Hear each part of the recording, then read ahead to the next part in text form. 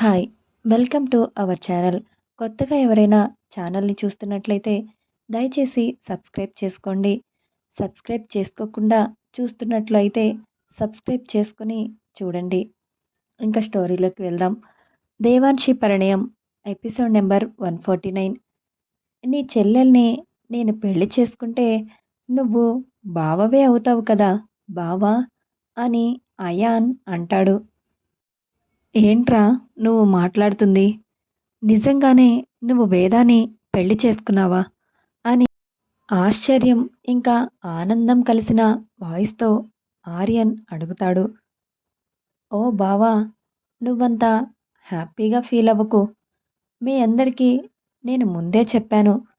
నేను వెళ్ళిన తర్వాత ఏ ఒక్కరు కూడా నన్ను కన్విన్స్ చేయడానికి మా ఇంటికి రాకూడదని. వేదాకి మంచి సంబంధం చూసి పెళ్లి చేయమని చెప్పాను. అయినా నువ్వేం చేశావు? నా మనసు మార్చి పెళ్ళికి ఒప్పించమని నీ చెల్లెల్ని ఇక్కడికి పంపించావు. దాన్ని ఇక్కడికి నువ్వే పంపించావని నాకు తెలియదనుకుంటున్నావా? మీ అందరి ఇష్టపూర్వకంగానే వేదాని ఇక్కడికి పంపించారు. ఇప్పుడు నేను చెప్పేది విను. నీ చెల్లెలు గొంతు మీద కత్తి పెట్టుకుని నేను పెళ్లి చేసుకోకపోతే చస్తా అని నన్ను బెదిరించింది. పెళ్లి చేసుకోవడానికి నేనొక కండిషన్ పెట్టాను. అందుకు ఒప్పుకున్న తర్వాతే నేను దాని మెడలో తాళి కట్టాను అని అయాన్ అంటాడు.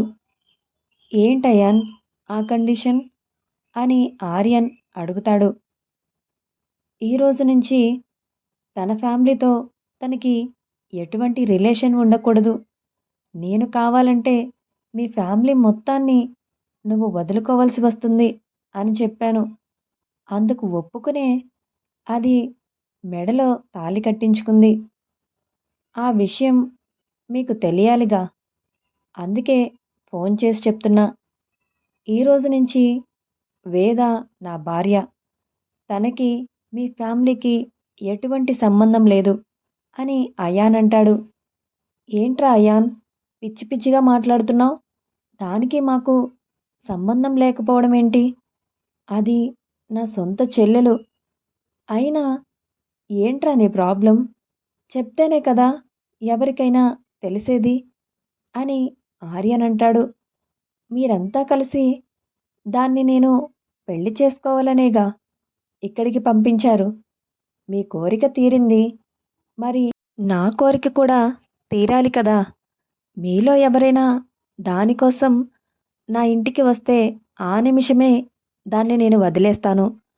పర్మనెంట్‌గా మీతో పాటు ఇంటికి తీసుకెళ్ళిపోవచ్చు అని చెప్పి అయాన్ ఫోన్ కట్ చేస్తాడు. అయాన్ పెళ్లి చేసుకోవడం ఏంటి? అని రుద్ర అడుగుతాడు. అవును డాడ్. వాడు వేదాని పెళ్లి చేసుకున్నా అని చెప్తున్నాడు. కానీ ఈ ఫ్యామిలీతో ఆ ఫ్యామిలీకి ఎటువంటి రిలేషన్ ఉండకూడదని అంటున్నాడు.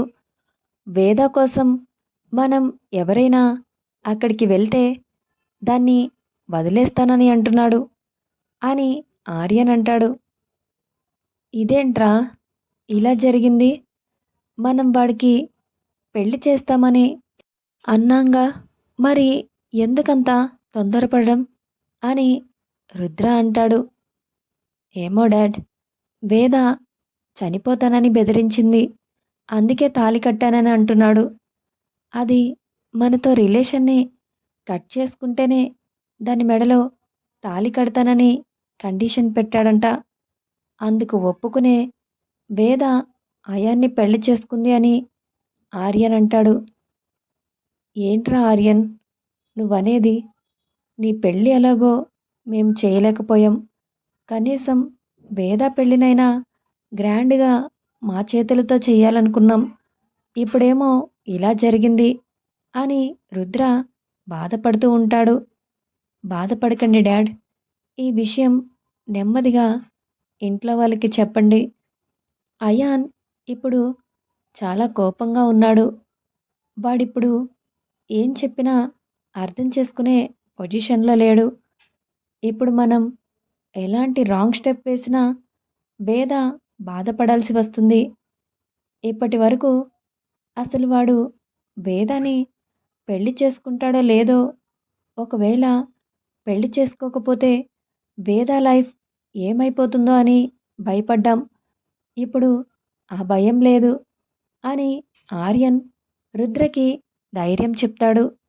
సరే అని ఇద్దరూ కలిసి ఇంటికి బయలుదేరతారు. అయాన్ వేద పెళ్ళి ఎలా జరిగిందో చూద్దాం. వేద మాటలతో అయాన్ని రెచ్చగొడుతూ ఉంటుంది. నేను మాట్లాడిన మాటలు నీ మనసుకి అంత కష్టంగా ఉందా మావయ్య?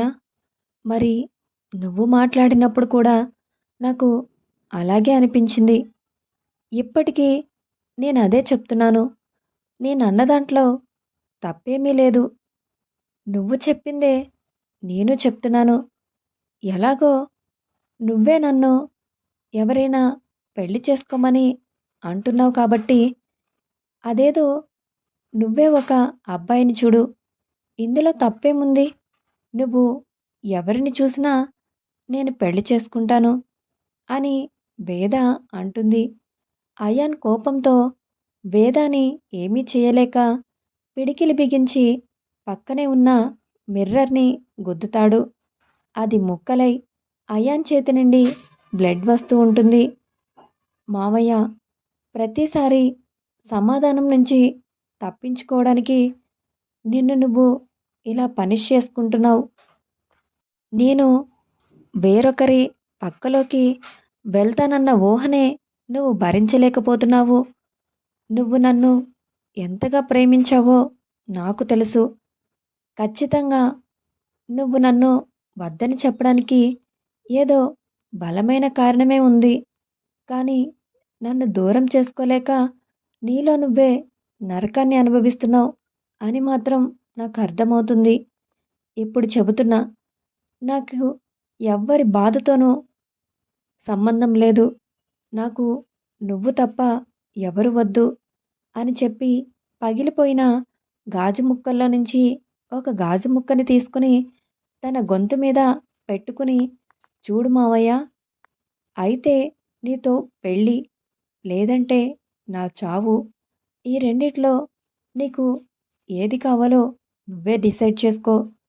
నేను నిన్ను పెళ్లి చేసుకోలేని వేదా అని ఒక్క మాట చెప్పు.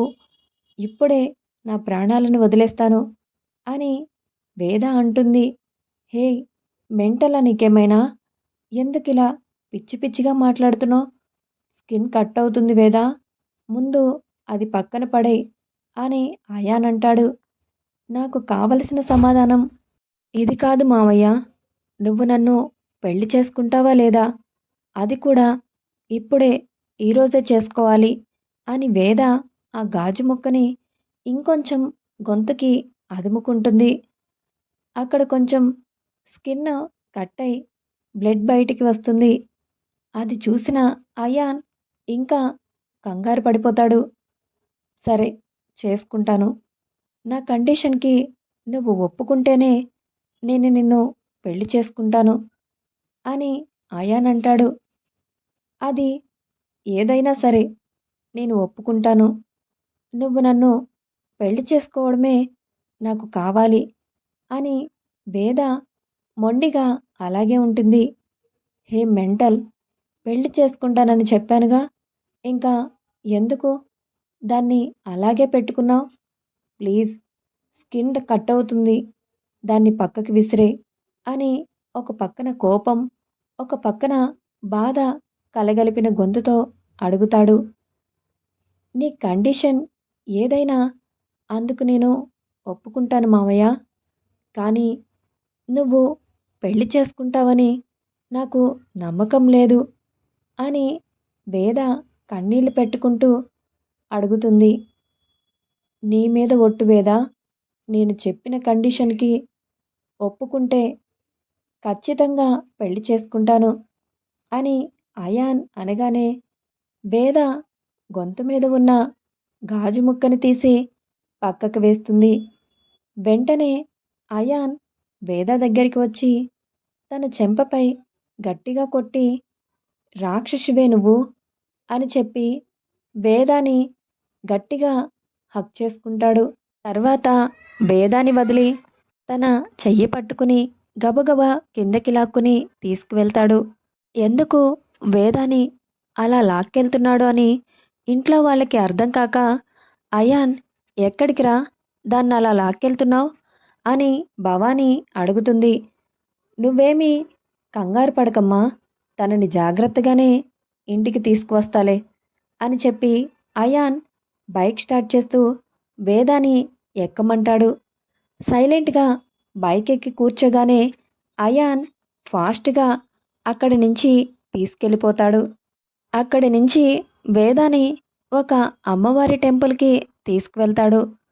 వేదాని అమ్మవారి ముందు నిలబెట్టి పెళ్ళి పెళ్ళి అని మొండి పట్టుకుని కూర్చున్నావుగా, ఇప్పుడు చెప్తాను విను. నేను నిన్ను పెళ్లి చేసుకోవాలంటే నేను పెట్టే కండిషన్ని నువ్వు యాక్సెప్ట్ చేయాలి. అందుకు ఓకే అయితే నేను నిన్ను పెళ్లి చేసుకుంటాను అని అయాన్ అంటాడు. ఓకే, నువ్వు ఎలాంటి కండిషన్ పెట్టినా నేను యాక్సెప్ట్ చేస్తాను. నువ్వు నన్ను పెళ్లి చేసుకోవడమే నాకు కావాలి అని వేద అంటుంది. ఇదే మాట నా కండిషన్ ఏంటో చెప్పిన తర్వాత చెప్పు అని అయాన్ అంటాడు. ముందు కండిషన్ ఏంటో చెప్పు మావయ్య అని వేద అడుగుతుంది. నేను నిన్ను పెళ్లి చేసుకోవాలంటే నువ్వు నీ ఫ్యామిలీతో పూర్తిగా తెగదెంపులు చేసుకోవాలి.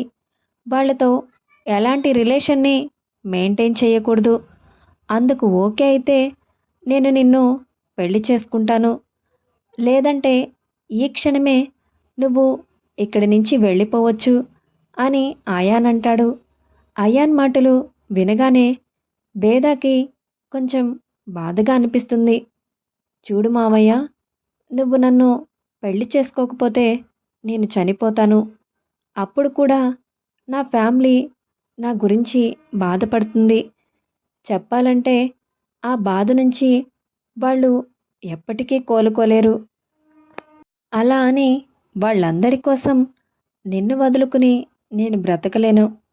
ఆ బ్రతుకు నాకు ఒక నరకం. నన్ను చూసి నా కుటుంబం కూడా బాధపడుతుంది. అదేదో నువ్వు నన్ను పెళ్లి చేసుకుంటే వాళ్ళకి దూరంగా ఉన్నా కనీసం బ్రతికి ఉన్నానని ఆనందం వాళ్ళకి ఉంటుంది.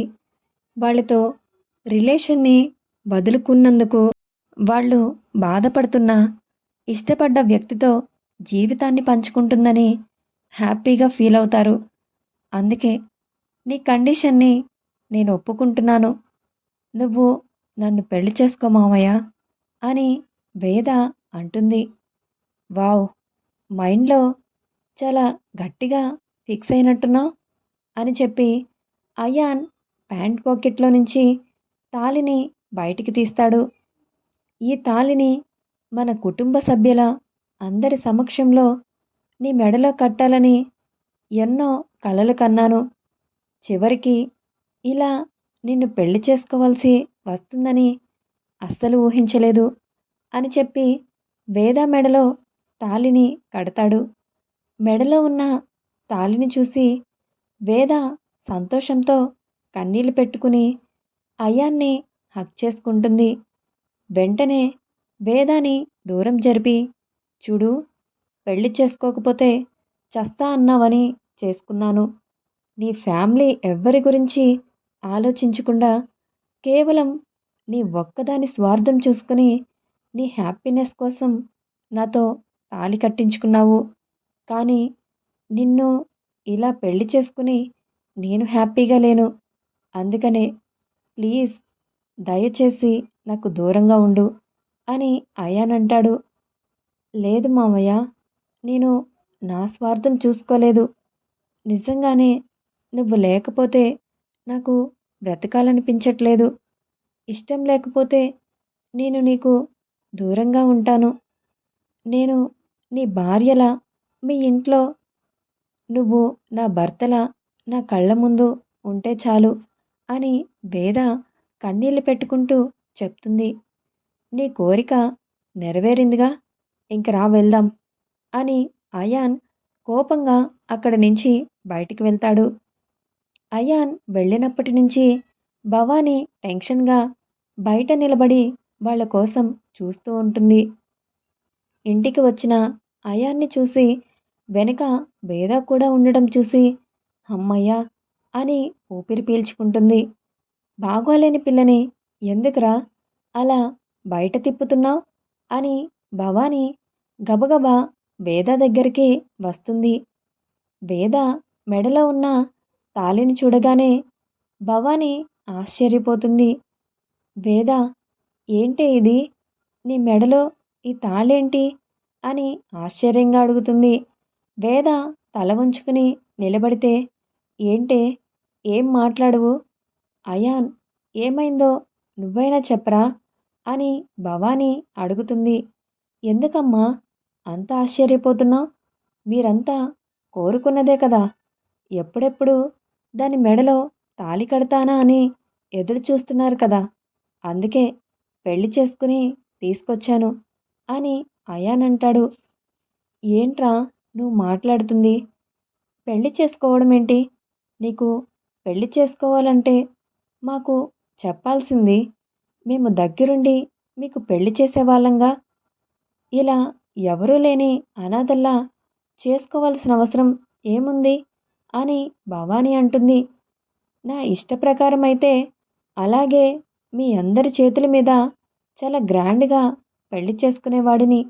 కానీ నీ మనవరాలు పీక మీద కత్తి పెట్టుకుని పెళ్లి చేసుకోకపోతే చస్తా అని బెదిరించింది. అందుకే చేసుకున్నాను అని అయాన్ కోపంగా సమాధానం చెప్తాడు. ఏంటమ్మా వేద, ఎందుకు వాడిని అంత ఇబ్బంది పెట్టావు? కొన్ని రోజులాగితే అంతా సర్దుకునేదిగా. ఇప్పుడు వాడు ఇంకా రాయిలా మారిపోతాడు అని భవానీ అంటుంది. సారీ అమ్మమ్మ, మామయ్యని పెళ్లి చేసుకోవడానికి నాకు వేరే దారి కనిపించలేదు. అందుకే అలా చేశాను అని భవానీ కాళ్ళు పట్టుకుంటుంది. వేద, ఏంటమ్మా ఇది? ముందు నువ్వు పైకిలే. నువ్వు తప్పు చేశావని నేను అనట్లేదు. నువ్వు ఇలా చేయడం వల్ల వాడికి నీ మీద కోపం ఇంకా పెరిగిపోతుంది. దానివల్ల నువ్వే బాధపడాల్సి వస్తుంది అని భవానీ అంటుంది. లేదమ్మమ్మా, నేను బాధపడను. ఇప్పుడు నేను చాలా హ్యాపీగా ఉన్నాను. ఈరోజు నుంచి మామయ్య, నా భర్త, నా మీద ఎంత కోపంగా ఉన్నా ఎప్పటికీ మామయ్య భార్య స్థానం నాదేగా. ఇప్పుడు నన్ను ఇంట్లో నుంచి పంపించేస్తాడని భయం కూడా ఉండదు అని వేద అంటుంది. హలో, అంత సంతోషపడకు. నీ ఫ్యామిలీలో ఏ ఒక్కరైనా నా గుమ్మంలో అడుగు పెట్టారంటే ఆ క్షణమే నిన్ను వాళ్ళతో పంపించేస్తాను అని అంటాడు. గుర్తుంది మావయ్య, కానీ ఒక విషయం, నువ్వు నన్ను పెళ్లి చేసుకున్న సంగతి, మన కండిషన్ గురించి కూడా మా ఇంట్లో వాళ్ళకి చెప్పు. లేదంటే వాళ్ళు బాధపడతారు అని వేద అంటుంది. అదేంట్రా, వాళ్ళకి మనకి సంబంధం లేకపోవడం ఏంటి అని భవానీ అడుగుతుంది. అమ్మా, నీకు ముందే చెప్పాను, వేదాని పెళ్లి చేసుకునే సిచ్యువేషన్ వస్తే ఏం జరుగుతుందో అని. అదే ఇప్పుడు జరుగుతుంది అని అయాన్ అంటాడు. అప్పుడు అయాన్ చెప్పిన మాటలు భవానీకి గుర్తొస్తాయి. వేదాని పెళ్లి చేసుకోవడం వల్ల దేవాన్షి ప్రాణానికి ప్రమాదమని, అయినా సరే పెళ్లి చేసుకోవాలనుకుంటే వేద ఆ కుటుంబంతో బంధాన్ని తెంచుకోవాలని ఆ రోజు అయాన్ చెప్పిన మాటలను గుర్తు చేసుకుని భవానీ సైలెంట్గా ఉండిపోతుంది. ఎలా చేసుకున్నా వేద ఇప్పుడు ఈ ఇంటి కోడలు. మీరిద్దరూ ఇక్కడే బయట నిలబడండి అని చెప్పి, రత్తాలు త్వరగా హారతి ప్లేట్ పట్టుకుని బయటికి రా అని భవానీ అరుస్తుంది. ఈ టైంలో హారతి పళ్ళెం ఎందుకు అని అనుకుంటూ రత్తాలు ప్లేట్ పట్టుకుని బయటికి వస్తుంది. అమ్మా, ఇప్పుడు ఇవన్నీ అంత అవసరమా? నాకు వీటి మీద ఇంట్రెస్ట్ లేదు అని అయాన్ అంటాడు. నోరు మూసుకో, అలాంటి పిచ్చి మాటలు మాట్లాడుకో. వేద, నువ్వు కూడా రా, వచ్చి వీడి పక్కన నిలబడు అని భవానీ అనగానే వేద వచ్చి అయాన్ పక్కన నిలబడుతుంది. ఇంట్లో అందరూ అయాన్ వేదాని పెళ్లి చేసుకున్నందుకు హ్యాపీగా ఉన్న అయాన్ కోపం గురించి తెలిసి వేద గురించి బాధపడుతూ ఉంటారు. భవానీ ఇద్దరికీ హారతి ఇచ్చి లోపలికి రమ్మంటుంది. అదేంటి పెద్దమ్మా, అలా ఎలా వాళ్ళని లోపలికి రానిస్తారు అని చిన్ని అక్కడికి వచ్చి అడుగుతుంది. ఇప్పుడు నీకేమైందే? ఎందుకు వాళ్ళని లోపలికి రావద్దంటున్నావు అని భవానీ అడుగుతుంది. అదేంటి పెద్దమ్మా, ఎన్ని సినిమాల్లో చూడలేదు, కొత్త జంట పెళ్లి చేసుకుని ఇంట్లో అడుగు పెట్టేటప్పుడు ఒకరికి ఒకరు పేర్లు చెప్పుకుని రావాలని అని చిన్ని అంటుంది. అందుకు అయాన్ చిన్ని వైపు సీరియస్గా చూసి, ఈసారి నీ ప్రోగ్రెస్ ఇచ్చినప్పుడు నా దగ్గరికి తీసుకురా అని అయాన్ అంటాడు. చిన్ని భయపడుతూ భవానీ వెనుక దాక్కుంటుంది. అది అన్న దాంట్లో తప్పేముందిరా, నేను మర్చిపోయాను కానీ అది బాగా గుర్తు చేసింది. అది ఈ ఇంటి ఆడపడుచు అని చెప్పి చిన్ని చెయ్యి పట్టుకుని వాళ్ళ ముందు నిలబెట్టి, నువ్వు అస్సలు భయపడకు, వాళ్ళ పేర్లు చెప్పే వరకు ఇంట్లోకి అడుగు పెట్టనివ్వకు అని భవానీ అంటుంది. చూశారుగా, ఇంకా పేర్లు చెప్పి ఇంట్లోకి అడుగు పెట్టండి అని చిన్ని అంటుంది. వదిన, ముందు నువ్వు చెప్పు అని అనగానే నేను మామయ్య వచ్చాము అని అంటుంది. అదేమీ కుదరదు, పేరు చెప్పి లోపలికి రావాల్సిందే అని చిన్ని అనగానే నేను మా ఆయన అయాన్తో కలిసి వచ్చాను అని వేద చిన్నగా చెప్తుంది. అన్నయ్య, ఇప్పుడు నీ వంతు, నువ్వు కూడా చెప్పేస్తే ఇద్దరూ కలిసి లోపలికి రావచ్చు అని చిన్ని భయపడుతూనే అయాన్కి చెప్తుంది. నేను నా భార్య వేదశ్రీతో కలిసి వచ్చాను అని అయాన్ అంటాడు. ఇలాంటి ఇంట్రెస్టింగ్ ఎపిసోడ్స్ కోసం మీరు నా ఛానల్ని సబ్స్క్రైబ్ చేయండి, లైక్ చేయండి, షేర్ చేయండి. స్టోరీ కనుక మీకు నచ్చితే కామెంట్ చేయండి. Thank you.